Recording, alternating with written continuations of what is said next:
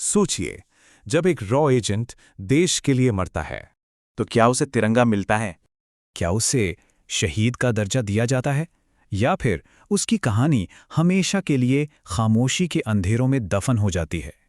एक बात साफ कर दें, हम जो पन्ने या पलटने जा रहे हैं वो किसी सीक्रेट फाइल का हिस्सा नहीं है।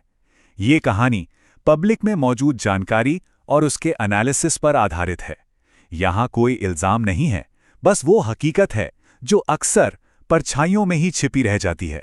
तो चलिए सबसे पहले ये समझते हैं कि एक ऑपरेटिव की असली पहचान आखिर होती क्या है। वो है गुमनामी। देखिए, एक रॉ एजेंट की कोई यूनिफॉर्म नहीं होती, कोई पहचान नहीं होती। वो हमारे जैसा ही एक आम चेहरा है जो पलक झपकते ही भीड़ में कहीं खो जाता है। वो कोई पब्लिक हीरो नहीं है जिसके पोस्टर लगें। नहीं, उसका काम परछाइयों में होता है, गहरी गुमनामी में। यहां तक कि उसका नाम कई बार उसका अपना होता ही नहीं है। वो एक झूठी पहचान के साथ अपनी पूरी जिंदगी जीता है, सिर्फ इसलिए ताकि हमारा देश सच्चाई और सुरक्षा में जी सके। लेकिन क्या होता है जब मिशन गलत हो जाए, जब वो परछाई अचानक रोशनी में आ जाए और एक एजेंट पकड़ा जाए, तब क्या होता है? ऐसे में सरकार क्या करती है? पहला कदम और सबसे मुश्किल कदम होता है पूरी तरह से इनकार। सरकार उसे अपना मानने से साफ इनकार कर देती है। और ऐसा क्यों?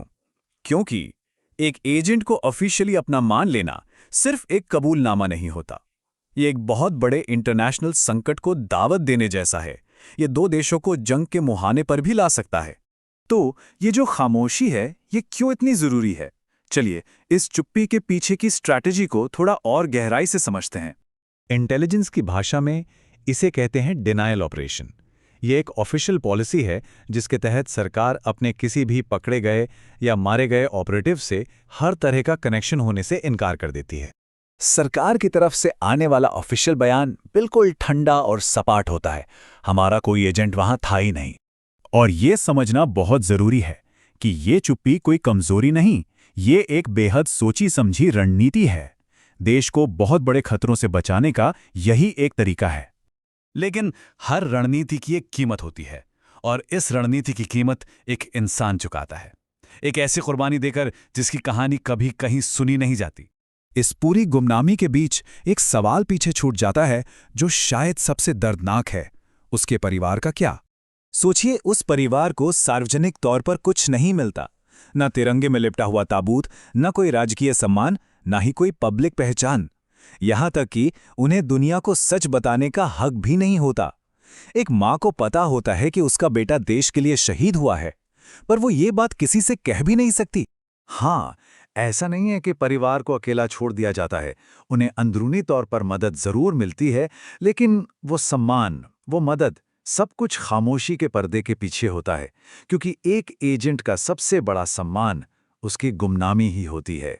हम फिल्मों में देखते हैं कि जब कोई जासूस मरता है तो पूरा देश आंसू बहाता है, लेकिन हकीकत बिल्कुल अलग है। हकीकत में देश खामोश रहता है, जानबूझकर खामोश रहता है ताकि दुश्मन जाग न जाए। शायद इसीलिए कहा जाता है कि एक एजेंट की मौत दुनिया की सबसे अकेली मौत होती है।